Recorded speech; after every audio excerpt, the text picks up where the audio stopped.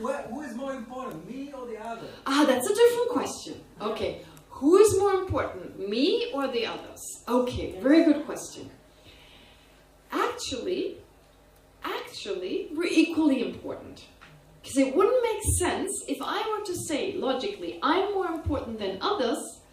Well, then from their perspective, right? So from my perspective, they are more important. 9 people are more important than me. But from Moshe's perspective, he is less important and the other 8 people are more important. So then you again become more important. From your perspective, you're less important, but from Moshe's perspective, you're more important. From Chagit's perspective, you're more important. From Avi's perspective, you're more important. So in the end, you're only less important from your perspective, but more important. So in the end, we become equally important. We are equally important, okay? But all our troubles so far, the reason we have problems and difficulties is because we think we are more important. So far, we've gone to this extreme. I'm more important. So now, if I think others are more important, I bring the balance. I'm going to the other extreme, and I can hopefully balance it out. I've always put myself first. So maybe in terms of numbers, for instance, I can think, well, there are more living beings. I'm just one, and there's 9 of them. They're more important than me. Step back.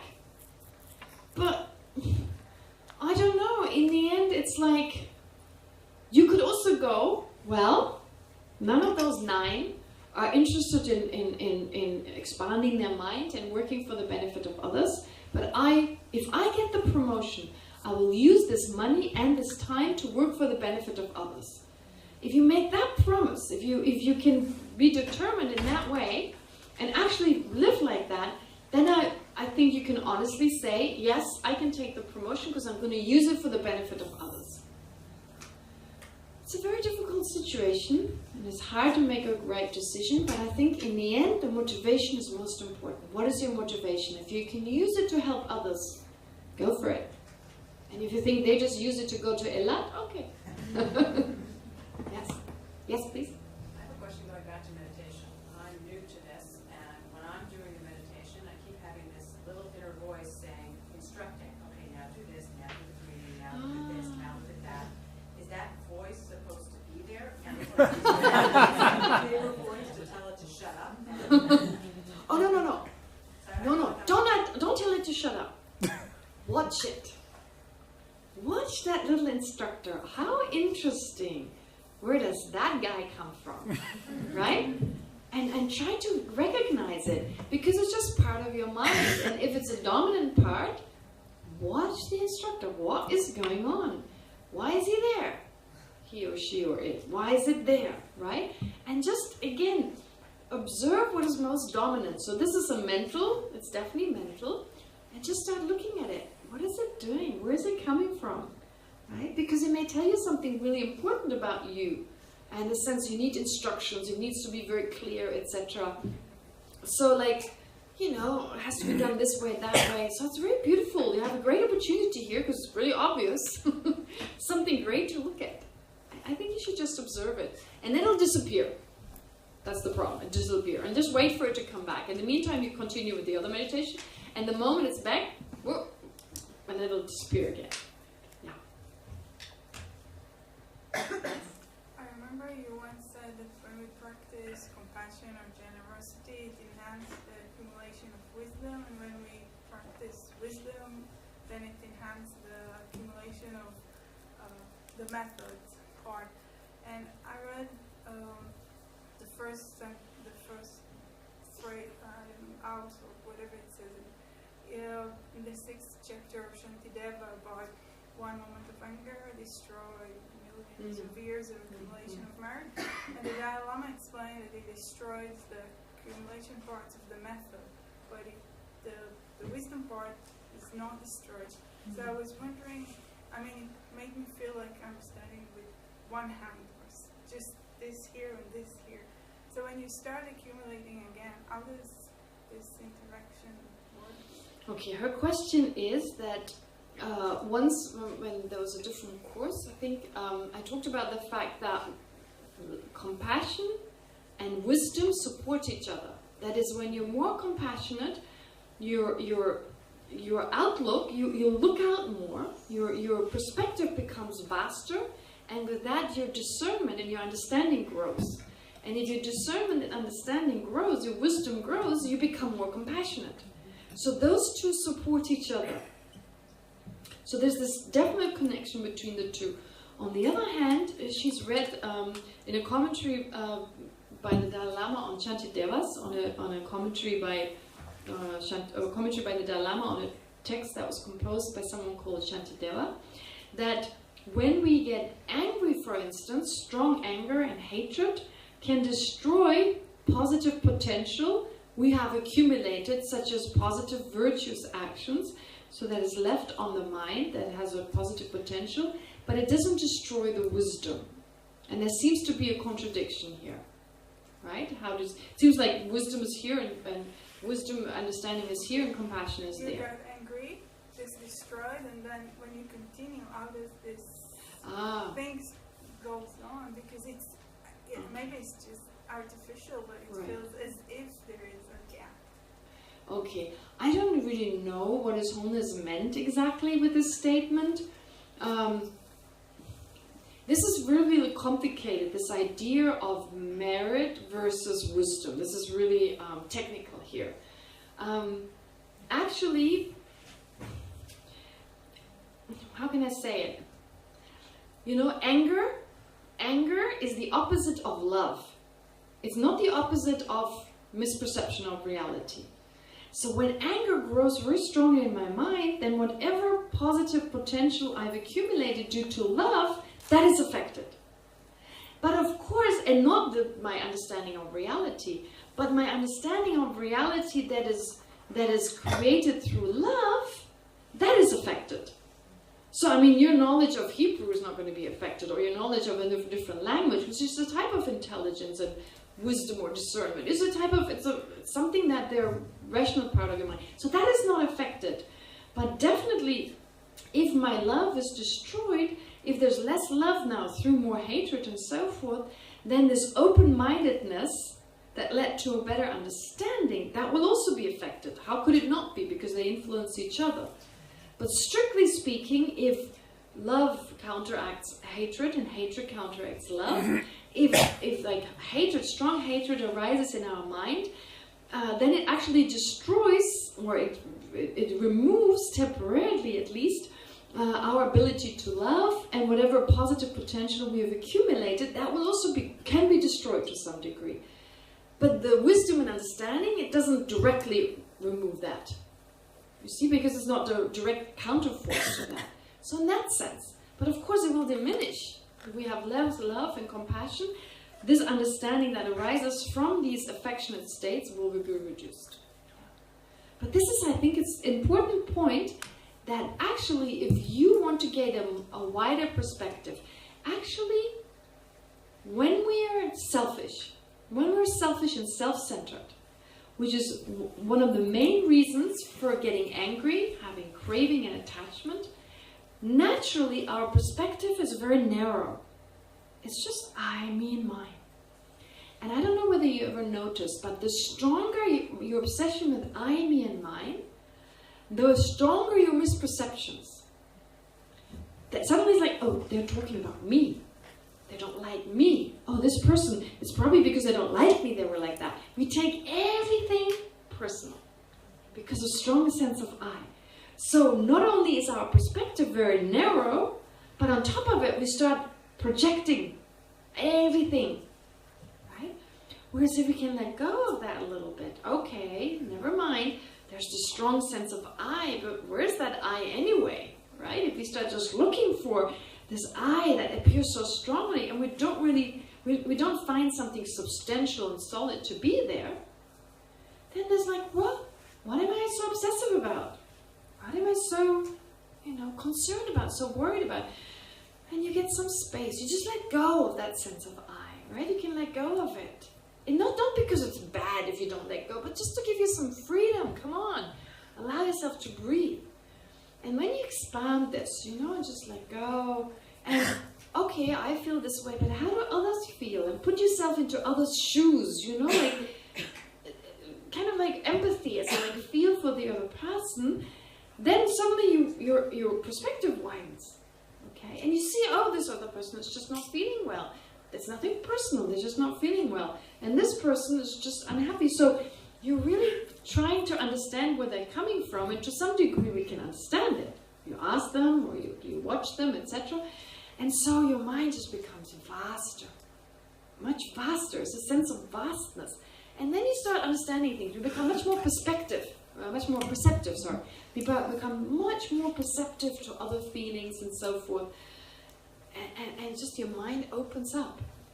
And with this opening up, you realize, oh, there's not just me. Oh my God, there are all these beings just like me. And your compassion grows. You see? So with this opening up, your compassion grows, which in turn helps your understanding to grow. And there's so much perceptiveness suddenly. Can you see how those two... So just to understand the mechanics, another good reason to promote compassion. Because it helps our understanding, our wisdom. Yeah. Yes, so where goes the line between minding my own business, according to interfering or push my nose to others' business, meaning relationships. So you think about mine, or you speak about the other. There's a fine line. Where's the line? Line, I think. Minding my own business. What does that actually mean? I'm just trying to think what it could mean to you, what it means to me. Minding my own business. Where's the line between minding my own business and being too much, putting my nose into other people's business? I'm thinking of putting my nose into other people's business. What it means to me is like, I just want to know what they're doing. I'm just really curious. No, let's say I'm with compassion and love. Yeah. Try to be most of the day. Yeah. In my relationships. Yes. In my family or work and so on. Mm-hmm. But they didn't study this language. Okay. They're still criticizing and annoying, shouting, angry, whatever. Oh, but you don't... And I don't say, let's say I don't say anything, or I continue with my compassion and love. So it's sometimes very easy, because this way I can mind my own business. There is no change almost. But I'm asking myself, should I ask them questions? How do they feel? What is happening? And then I think, maybe I'm just nosing around, because they wouldn't like it maybe. So there's a line. Yeah, I understand. Sometimes you don't know if you have to cross or not. Okay. I think what it is first of all, you don't talk about being loving and compassion. You never mention that, of course. Of course. So you just develop this. First you come to an understanding, others are just like myself. I mean, this needs some logic. There's some logic behind it. No one is saying be loving and compassionate just because it's good. Who's to say it's good, right? It gives us more happiness, but it's not a moral thing. It's a very good state of mind. Yeah, it's a good state of mind. But it's not saying someone is judging it and saying it's good. It's because it makes us happy. Yes, you feel good when you're in this atmosphere. But not just that. It's not just that. So, first of all, it makes myself happy, it makes others happy, but it also makes sense. Yes. Why? Because others are just like myself. They're just like me. They want to be happy. And they're just looking for things. They do it differently than me. But in the end, they want to be satisfied and happy. They just look for happiness, just like me. And so, love is really just to generate the wish, may they be happy. I sincerely wish them to be happy. That is it. So that's the mental state. I want them to be happy. Compassion is this mind. I want them to be free from suffering, free from difficulties, meaningless difficulties. I'm not saying don't go to the dentist, but I want them to be free from meaningless, suffering, long-term suffering. Okay, and then use my discernment. With each person, it's different. So you get to know the other person. And you find some people don't like to be asked how they feel. So you just don't ask them, right? You get to know them. You talk to them. And if you ask them once, how are you doing? And they're saying, oh, just please let me be. You won't ask again. So you do it in a different way. You find out what is it that makes them calm and happy. If it is just being with you and you listening to their, their description of the day before, whatever, That's what you do. So you try, to the best of your ability, to also tune into the needs of the other person. Okay? To be mindful. So what would this person need right now? And we are often very perceptive, just their gestures, their face. So to be open to receiving that, and then just play it according to the situation. You see, you will, with mindfulness practice, you'll be more fine-tuned. You'll be able to read gestures that previously you didn't see. So it's all about, when I also said, like when you practice compassion, you're opening yourself up and you become more perceptive. You know, like little things. You can tell whether the person is in a bad mood or not, whether they want to be kept left alone or not. And then you just try and act accordingly, and it comes natural. After a while, you just act and react accordingly, and it comes pretty natural. I think that's a good way to go about it. And still make mistakes, that's okay. If you're too nosy and they go like, mind your own business, you say, oh, I'm sorry. You know, of course we make mistakes. Next time you won't. Right? Yeah. Anything more? No? Okay, we go back. All right, we just did an hour. But good. I'm sure it was important to have those questions out of the way. So let's return to our own mind. Our own mind. That which creates our reality. Buddhism is pretty extreme on that one. There's no objective reality. There's only subjective experience.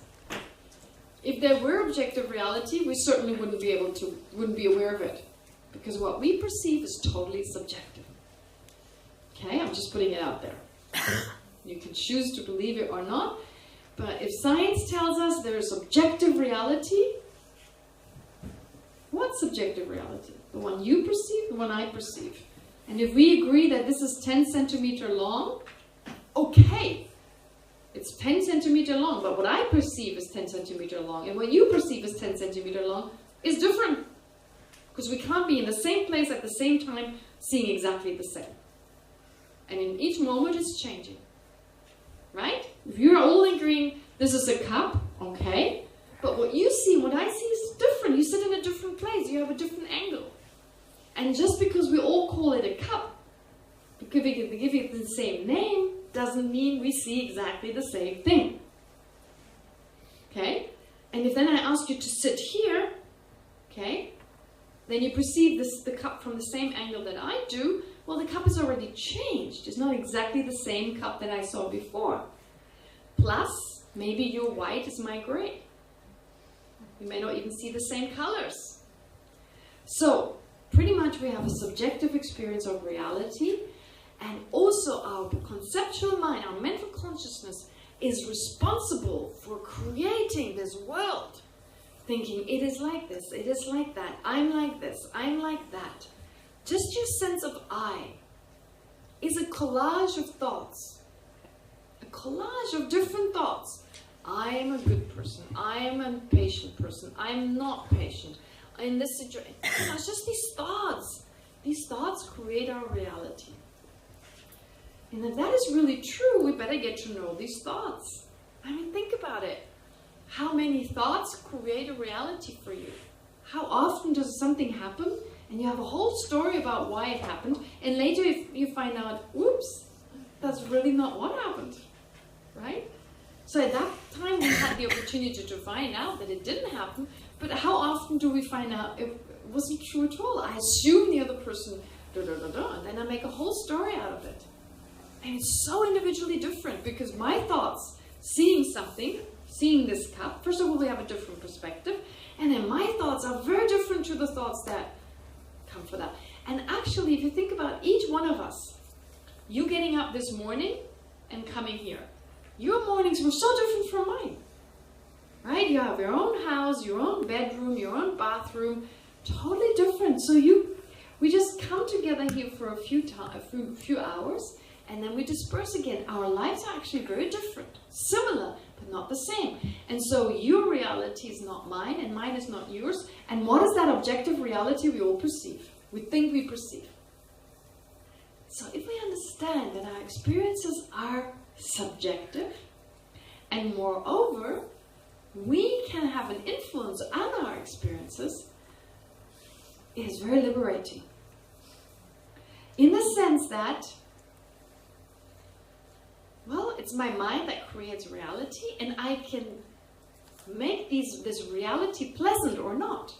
Because right now I'm often making it unpleasant, but I can transform it. So it is so important to get to know this mind, to get to understand these thoughts, to catch them, right? To understand them. What is going on in my mind? And in that way, first I understand it, and then I can make slight changes and adjustments and feel happier. Like I said initially, react with calmness, with compassion and affection, instead of being stressed out and being aggressive and resentful. So, this is part of this meditation, therefore, watching the mind. Now, what I'd like you to do, different from watching the mind as we did it before, for the following meditation, I would like you to go back in time.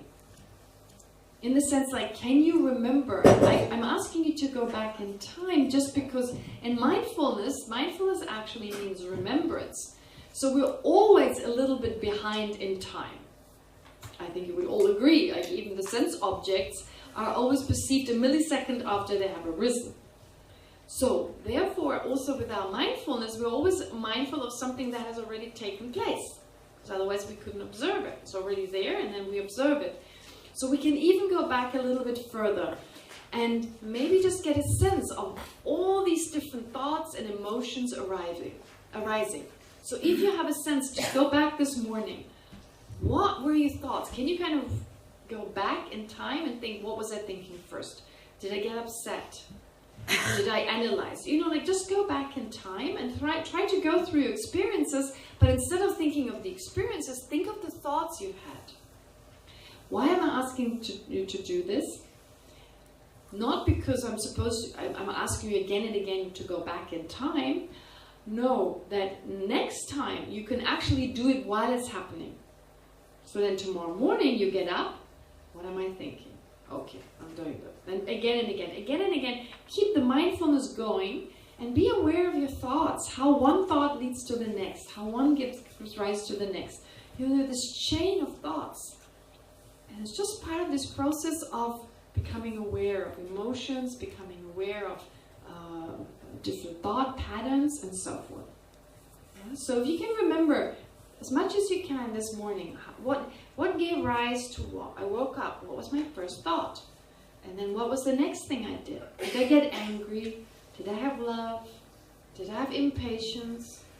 Was there analysis of something or being unhappy with myself?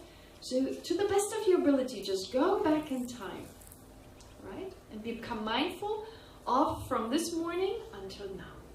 Or until at least you arrived here. Does that make sense? Does that exercise make sense? Yeah. So we're able to at least watch something. It's been a long time ago, but we can still remember to some degree, and we get a sense of these changing thoughts and how they actually govern our experiences. Okay? So let's do that as before for 10 minutes. We first start with a few moments of breathing. We start with a few minutes of breathing. And then I ask you to try and remember from this morning, when you got up, remember the different thoughts until you got here, as far as you can remember.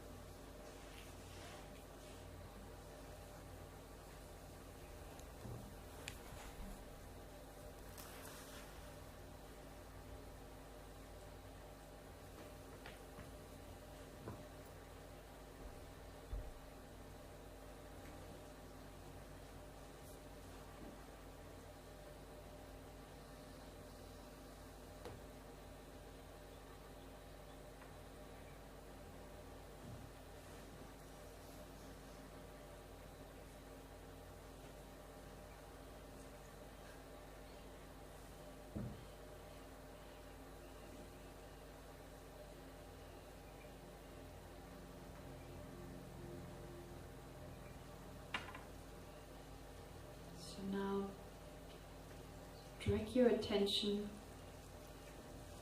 and your mind, starting from the moment you woke up.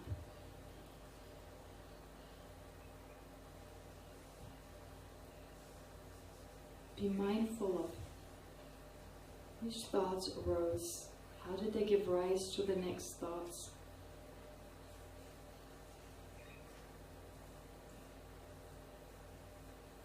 What feeling was present? Were there any afflictive emotions? Or love and compassion?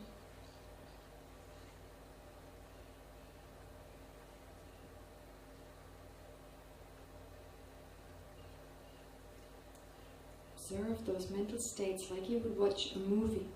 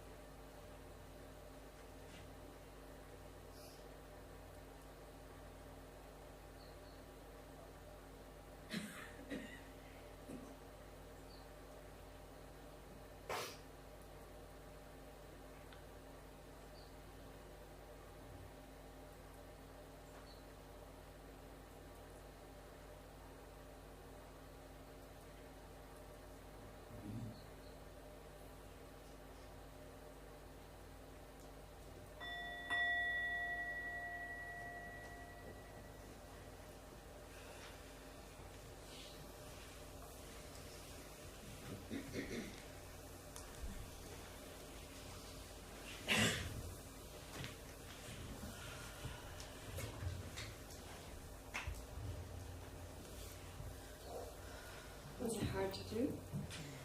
Hard to remember, hard to stay focused. Well, I've asked you to do something like longer. That is not easy. It's not easy to go all the way back and just follow.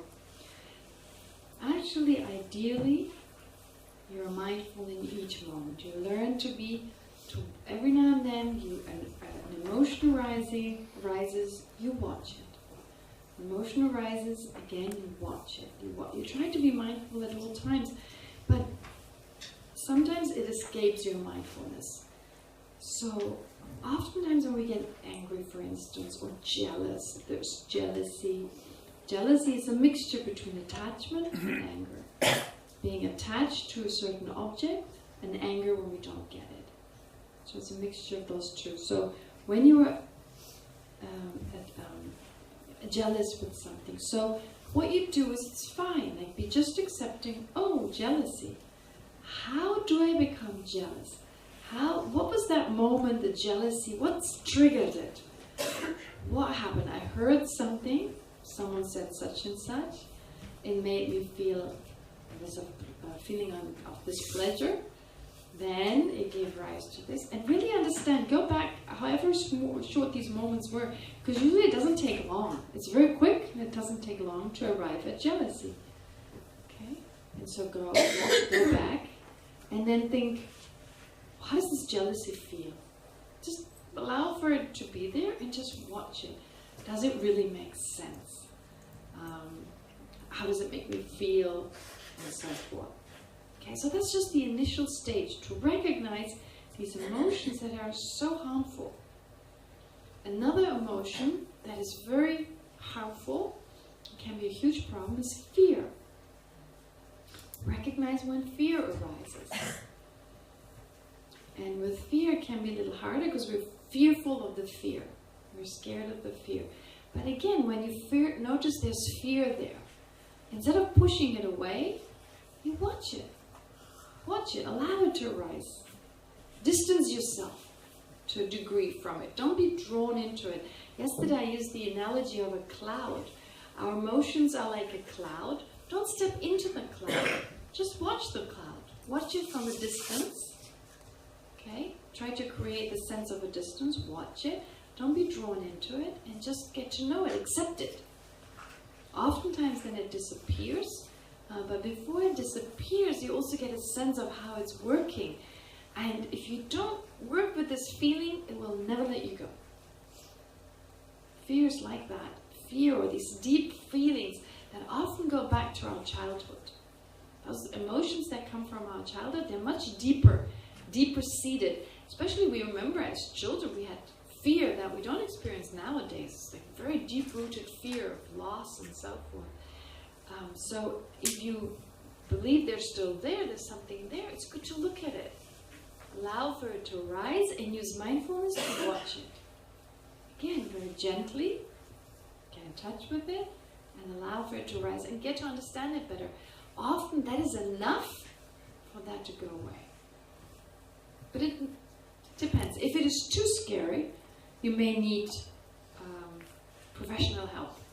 So a lot of the techniques that are used in modern psychology, psychoanalysis, is really like bringing it out, allowing that person to bring it out and face it and possibly talk about it. Not that I know anything about it, that's my limited understanding of these techniques.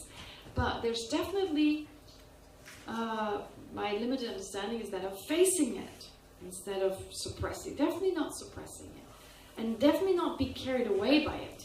Just let it be and let it go on and grow stronger and what have you. But just be mindful of it and watching it.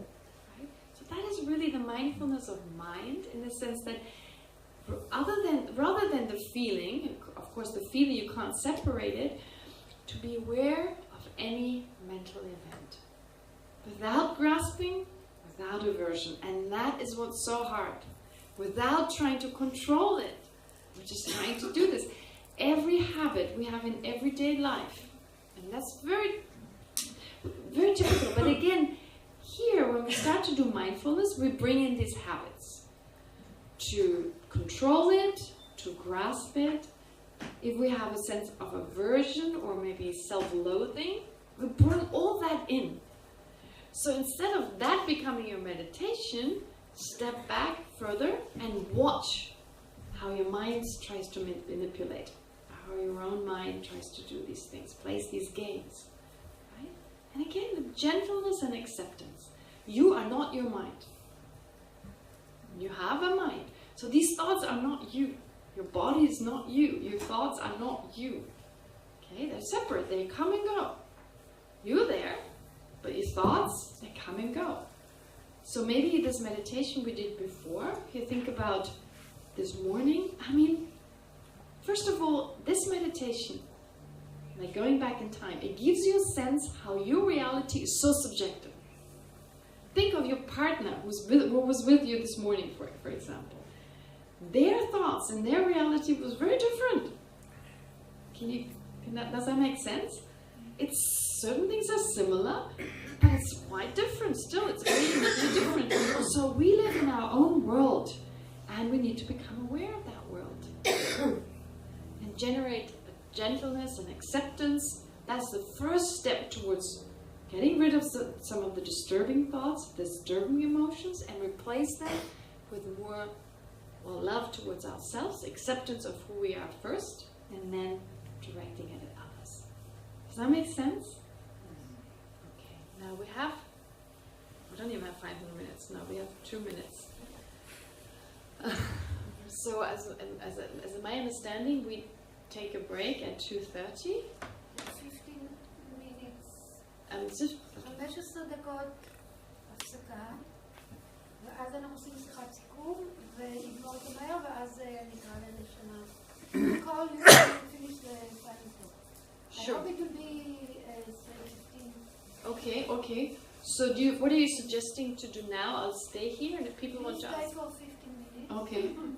I'll stay for 15 minutes. If people want to come forward and just talk to me in private, you're welcome to do this. Otherwise, you can take a break, 15 minutes break. Then you get together again. You have a talk with Zippy, right? And then I'll be back around 3:15. And we'll continue with the mindfulness on the mind, and of course, then we go on to phenomena. Does that make sense? אם מישהו מעוניין לקנות ספרים, אז ההזדמנות האחרונה, לפחות לספרי ההוצאה לאור של ידידי הדרמה, כן, להיום. סלינג בוק.